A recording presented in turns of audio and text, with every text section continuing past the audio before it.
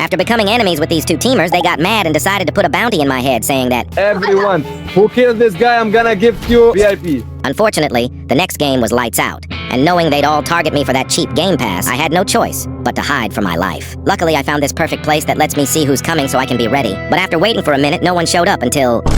I thought it was over for me. But apparently it was just some random kid running for their life.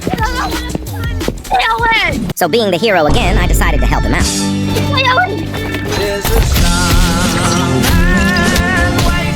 Until he finally decided to run away. I told the kid that he is safe with me, and just like that we became teammates. However, the next game was hide and seek, so this was my chance to get revenge from the teamers. Luckily, I got Hider.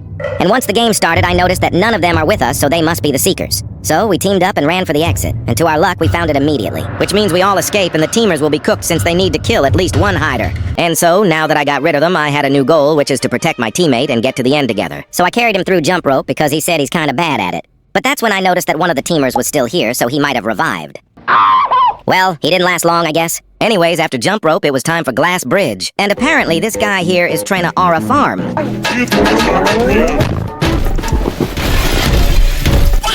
Yeah, well, luckily, we both made it together again. And after a quick round of mingle, we finally reached the end. We made it to Sky Squid Game. The first round was tough. I was doing my best to survive, and at the same time, help my teammate make it through. So I went up to this guy near the edge and gave him a punch so strong, he completely forgot everything he'd been through. But at the same time, my teammate was paralyzed and couldn't move for some reason. So I carried him on my back again, knowing that we are cooked. The second round started, and I was alone, fighting for my life against these two beasts. And while I was doing my best and managed to knock down a guy, it didn't take long before I ended up following him too.